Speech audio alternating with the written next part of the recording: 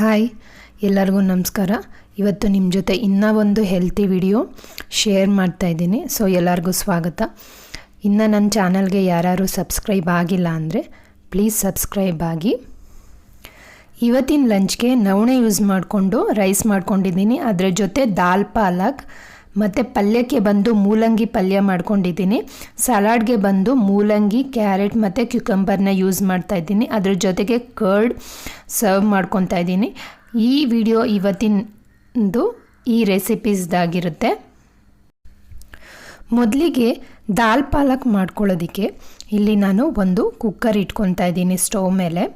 ಆ ಕುಕ್ಕರ್ಗೆ 1.5 ಕಪ್ಪಷ್ಟು ನೀರು ಆ್ಯಡ್ ಮಾಡ್ಕೊತಾ ಇದ್ದೀನಿ. ಅಥವಾ ನಾವು ತಗೊಳ್ಳೋ ಅಂಥ ದಾಲು ಮುಳುಗೋ ಅಷ್ಟು ನೀರು ನೀವು ಹಾಕ್ಕೊಂಡ್ರೆ ಸಾಕು.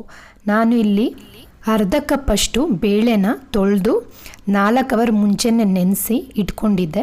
ಸೊ ಕುಕ್ಕರಲ್ಲಿರೋ ನೀರು ಬಿಸಿ ಆದಮೇಲೆ ಈ ಬೇಳೆನ ಅದಕ್ಕೆ ಟ್ರಾನ್ಸ್ಫರ್ ಮಾಡ್ಕೊತಾ ಇದ್ದೀನಿ. ಬೇಳೆ ಜೊತೆಗೆ ಅರ್ಧ ಟೀ ಸ್ಪೂನಷ್ಟು ಅರಿಶಿನ ಯೂಸ್ ಮಾಡ್ಕೊತಾ ಇದ್ದೀನಿ. 1/2 ಟೀ ಸ್ಪೂನಷ್ಟು ಎಣ್ಣೆ ಯೂಸ್ ಮಾಡ್ಕೊತಾ ಇದ್ದೀನಿ. ಇದಕ್ಕೆ ಕುಕ್ಕರ್ ಲಿಡ್ ಕ್ಲೋಸ್ ಮಾಡಿ ಒಂದು 4 ವಿಷಲ್ ಬರೋವರೆಗೆ, 4ರಿಂದ 5 ವಿಷಲ್ ಅಥವಾ ಬೇಳೆ ಸಾಫ್ಟಾಗಿ ಬೇಯೋವರೆಗೆ ನೀವು ಇದನ್ನು ಬೇಯಿಸ್ಕೊಬೇಕಾಗುತ್ತೆ. ಇಲ್ಲಿ ಬೇಳೆ ನಾವು ಮುಂಚೆನೇ ನೆನೆಸಿಟ್ಕೊಳ್ಳೋದ್ರಿಂದ ಅದು ಬೇಗ ಬೇಯುತ್ತೆ ಮತ್ತು ನಾವು ಮಾಡೋವಂಥ ರೆಸಿಪಿಗೆ ಕ್ರೀಮಿ ಟೆಕ್ಸ್ಚರ್ ಕೊಡುತ್ತೆ ಮತ್ತು ನಮಗೆ ಬ್ಲೋಟಿಂಗ್ ಆಗೋದು ಅಥವಾ ಗ್ಯಾಸ್ ಆಗೋದನ್ನ ಕಮ್ಮಿ ಮಾಡುತ್ತೆ.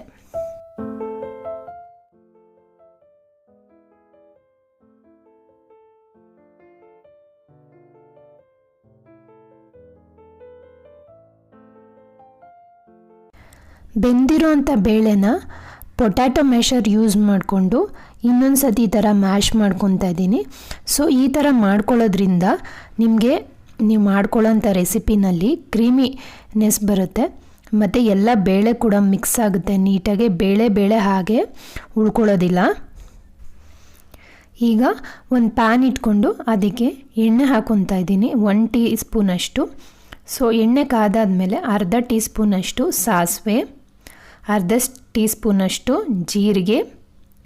ಸೊ ಇದೆಲ್ಲ ಸಿಡಿದಾದ್ಮೇಲೆ ಸ್ವಲ್ಪ ಕರಿಬೇವಿನ ಸೊಪ್ಪು, 2 ಒಣಮೆಣಸಿನ್ಕಾಯಿ, ಸ್ವಲ್ಪ ಇಂಗು ಹಾಕ್ಕೊಂಡು ಸ್ವಲ್ಪ ಫ್ರೈ ಮಾಡ್ಕೊತಾ ಇದ್ದೀನಿ ಇದನ್ನು.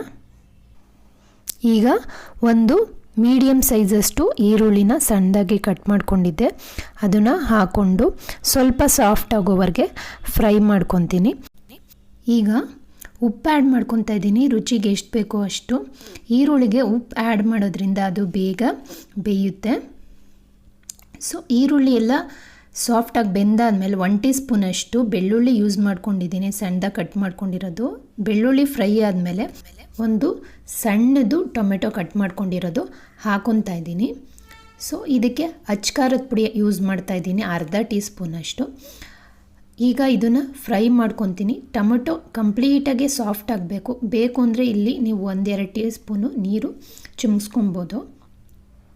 ಈಗ ನಾನು ಒಂದು ಸಣ್ಣ ಕಟ್ಟಿಂದು ಅಥವಾ 2 ಕಪ್ಪು ಪಾಲಕ್ ಸೊಪ್ಪು ತೊಳೆದು ಚೆನ್ನಾಗಿ ಕಟ್ ಮಾಡ್ಕೊಂಡಿರೋದನ್ನ ಆ್ಯಡ್ ಮಾಡ್ಕೊತಾ ಇದ್ದೀನಿ. ಸೊ ಇದು ಕಂಪ್ಲೀಟಾಗಿ ಸಾಫ್ಟ್ ಆಗಬೇಕು ಅಥವಾ ಶ್ರಿಂಕ್ ಆಗಬೇಕು. ಅಲ್ಲಿವರೆಗೂ ಇದನ್ನು ಲೋ ಫ್ಲೇಮಲ್ಲಿ ಇಟ್ಕೊಂಡು ಫ್ರೈ ಮಾಡ್ಕೊತೀನಿ. ಇದನ್ನು ಕಂಟಿನ್ಯೂಯಸ್ ಆಗಿ ಈ ಥರ ಸ್ಟರ್ ಮಾಡ್ತಾಯಿರಿ, ಯಾಕಂತ ಅಂದರೆ ತಳ ಹಿಡಿದಿಡ್ಬೋದು. ಸೊ ಕಂಪ್ಲೀಟಾಗಿ ಪಾಲಕ್ ಶ್ರಿಂಕ್ ಆದಮೇಲೆ ಈ ಮಿಕ್ಸ್ಚರ್ನ ಬೇಯಿಸ್ಕೊಂಡಿರುವಂಥ ಬೇಳೆಗೆ ಆ್ಯಡ್ ಮಾಡ್ಕೊತಾ ಇದ್ದೀನಿ. ಲೋ ಫ್ಲೇಮಲ್ಲಿ ಇಟ್ಕೊಂಡು 2ರಿಂದ 3 ನಿಮಿಷ ಇದನ್ನು ನೀವು ಬೇಯಿಸ್ಕೊಬೇಕಾಗುತ್ತೆ. ಸೊ ಮಿಕ್ಸಪ್ ಆಗಲಿ ಚೆನ್ನಾಗೆ ಅಂತ. ಸೊ 1 ಸ್ಪೂನ್ ಯೂಸ್ ಮಾಡ್ಕೊಂಡು ಈ ಥರ ಮಿಕ್ಸ್ ಮಾಡಿ ಪೊಟ್ಯಾಟೊ ಮ್ಯಾಶರ್ ಯೂಸ್ ಮಾಡಿಕೊಂಡು ಈ ಥರ ಮ್ಯಾಶ್ ಮಾಡ್ಕೊತಾ ಇದ್ದೀನಿ. ಈ ಥರ ಮಾಡೋದ್ರಿಂದ ಬೇಳೆ ಮತ್ತು ಸೊಪ್ಪು ಚೆನ್ನಾಗೇ ಮಿಕ್ಸ್ ಆಗುತ್ತೆ. 1-3 ನಿಮಿಷ ಆದಮೇಲೆ ಸ್ಟವ್ ಆಫ್ ಮಾಡ್ಕೊತಾ ಇದ್ದೀನಿ. ದಾಲ್ ಪಾಲಕ್ ರೆಡಿಯಾಗಿದೆ. ಸೊ ಅನ್ನಕ್ಕೆ ಇಟ್ಕೊತಾ ಇದ್ದೀನಿ. ನಾನು ಯೂಶಲಿ ಮಧ್ಯಾಹ್ನ ಅಥವಾ ರಾತ್ರಿ ರೈಸ್ ತಿನ್ನೋದಿಲ್ಲ. ಸೊ ಇದು ಬಂದು ನನ್ನ ಮಕ್ಕಳಿಗೆ ಅಂತ. ಸೊ ನಾನು ನವಣೆನ ನೆನೆಸಿ ಇಟ್ಕೊಂಡಿದ್ದೆ. ಸೊ ನನಗೆ ನವಣೆ ರೈಸ್ನ ಮಾಡ್ಕೊತಾ ಇದ್ದೀನಿ.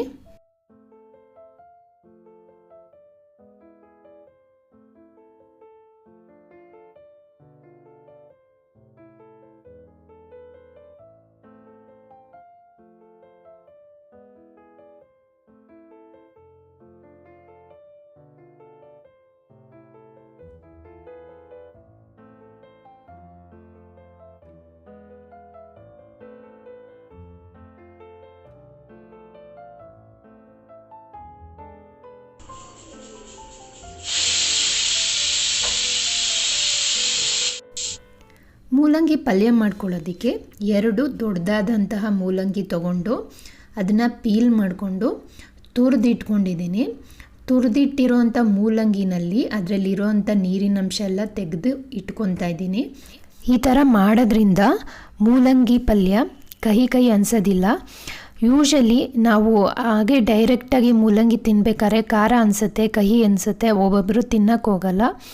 ಸೊ ಈ ಪಲ್ಯದಲ್ಲಿ ನಿಮಗೆ ಆ ಥರ ಏನೂ ಅನಿಸೋದಿಲ್ಲ.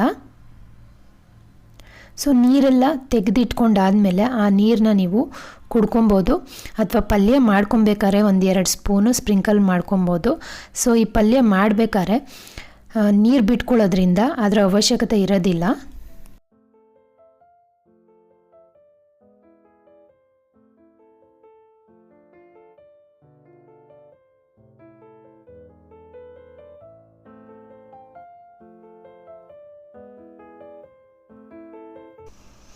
ಪಲ್ಯ ಮಾಡ್ಕೊಳ್ಳೋದಕ್ಕೆ ಸ್ಟವ್ ಮೇಲೆ ಒಂದು ಬಾಣಲಿ ಇಟ್ಕೊಂಡು ಅದಕ್ಕೆ 1 ಟೀ ಸ್ಪೂನಷ್ಟು ಎಣ್ಣೆ ಹಾಕ್ಕೊಂಡು, ಎಣ್ಣೆ ಕಾದಾದ್ಮೇಲೆ 1 ಟೀ ಸ್ಪೂನಷ್ಟು ಕಡಲೆಬೇಳೆ ಮತ್ತು ಉದ್ದಿನಬೇಳೆ ಹಾಕ್ಕೊಂಡಿದ್ದೀನಿ. ಸೊ ಉದ್ದಿನಬೇಳೆ ಎಲ್ಲ ಫ್ರೈ ಆದಮೇಲೆ ಒಂದು ಅರ್ಧ ಟೀ ಸ್ಪೂನಷ್ಟು ಸಾಸಿವೆ ಹಾಕ್ಕೊಳ್ತಾ ಇದ್ದೀನಿ. ಸಾಸಿವೆ ಎಲ್ಲ ಸಿಡ್ದಾದ್ಮೇಲೆ ಸ್ವಲ್ಪ ಕರಿಬೇವಿನ ಸೊಪ್ಪು ಮತ್ತು ಇಂಗನ್ನ ಹಾಕ್ಕೊತಾ ಇದ್ದೀನಿ.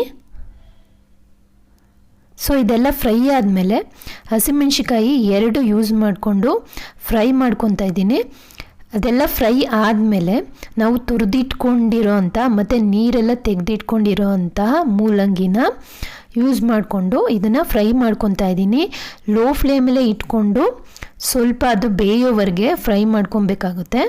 ಸೊ ಸೇಮ್ ಲೈಕ್ ಕ್ಯಾರೆಟ್ ಪಲ್ಯದ ಥರನೇ ನಾವು ಇದನ್ನು ತುರಿದಿರೋದ್ರಿಂದ ಇದು ಬೇಗ ಬೆಂದೋಗುತ್ತೆ. ಸೊ ರುಚಿಗೆ ಎಷ್ಟು ಬೇಕೋ ಅಷ್ಟು ಉಪ್ಪು ಆ್ಯಡ್ ಮಾಡ್ಕೊತಾ ಇದ್ದೀನಿ. ಉಪ್ಪು ಆ್ಯಡ್ ಮಾಡಿಕೊಂಡು ಇದನ್ನು ಫ್ರೈ ಮಾಡ್ಕೊತಾ ಇದ್ದೀನಿ. ಈ ಪಲ್ಯ ಮಾಡಬೇಕಾದ್ರೆ ನಾನು ಈರುಳ್ಳಿ ಯೂಸ್ ಮಾಡಿಲ್ಲ, ಅರಿಶಿನ ಯೂಸ್ ಮಾಡಿಲ್ಲ. ನಿಮಗೆ ಬೇಕು ಅಂತ ಅಂದರೆ ನೀವು ಇದ್ರ ಜೊತೆಗೆ ಆ್ಯಡ್ ಮಾಡ್ಕೊಬೋದು. ಈ ಪಲ್ಯ ಮಾಡಬೇಕಂದ್ರೆ ಸೊ ನೀರು ಬಿಟ್ಕೊಳ್ಳುತ್ತೆ. ಸೊ ಅದನ್ನು ಮೀಡಿಯಮ್ ಫ್ಲೇಮಲ್ಲಿ ಇಟ್ಕೊಂಡು ಆ ನೀರೆಲ್ಲ ಡ್ರೈ ಆಗೋವರೆಗೆ ಇದನ್ನು ಫ್ರೈ ಮಾಡ್ಕೊಬೇಕಾಗುತ್ತೆ. ಈಗ ನೋಡಿದ್ರೆ ನಾನು ತಗೊಂಡಿರೋ ಅಮೌಂಟಲ್ಲಿ ಮೂಲಂಗಿ ಅರ್ಧದಷ್ಟು ರೆಡ್ಯೂಸ್ ಆಗಿದೆ ಮತ್ತು ನೀರೆಲ್ಲ ಡ್ರೈ ಆಗಿದೆ. ಈಗ ನಾನು 1/4 ಕಪ್ಪಷ್ಟು ತೆಂಗಿನಕಾಯಿ ತುರಿನ ಆ್ಯಡ್ ಮಾಡ್ಕೊತಾ ಇದ್ದೀನಿ. ಸ್ವಲ್ಪ ಕೊತ್ತಂಬರಿ ಸೊಪ್ಪನ್ನ ಆ್ಯಡ್ ಮಾಡ್ಕೊತಾ ಇದ್ದೀನಿ. ಆ್ಯಡ್ ಮಾಡಿ ಮಿಕ್ಸ್ ಮಾಡ್ಕೊತೀನಿ. ಮಿಕ್ಸ್ ಮಾಡಿಕೊಂಡು ಸ್ಟವ್ ಆಫ್ ಮಾಡಿಕೊಂಡ್ರೆ ಮೂಲಂಗಿ ಪಲ್ಯ ರೆಡಿಯಾಗಿದೆ. ಆದಷ್ಟು ನಿಮ್ಮ ಡಯೆಟ್ನಲ್ಲಿ ಫ್ರೂಟ್ಸ್ ಮತ್ತು ವೆಜಿಟೇಬಲ್ಸ್ನ ಇನ್ಕ್ಲೂಡ್ ಮಾಡ್ಕೊಳ್ಳೋದಕ್ಕೆ ಟ್ರೈ ಮಾಡಿ. ಸೊ ಈ ರೆಸಿಪಿಗಳು ಇಷ್ಟ ಆದರೆ ಒಂದು ಲೈಕ್ ಮಾಡಿ, ಶೇರ್ ಮಾಡಿ, ಸಬ್ಸ್ಕ್ರೈಬ್ ಮಾಡಿ. ಸೊ ಈ ನೆಕ್ಸ್ಟ್ ವಿಡಿಯೋದಲ್ಲಿ ಇನ್ನೂ ಒಂದು ಹೊಸ ಹೆಲ್ತಿ ರೆಸಿಪಿ ನಿಮ್ಮ ಜೊತೆ ಶೇರ್ ಮಾಡ್ತೀನಿ. ಸೊ ಅಲ್ಲಿವರೆಗೆ take care, stay healthy, stay strong. ಬಾಯ್.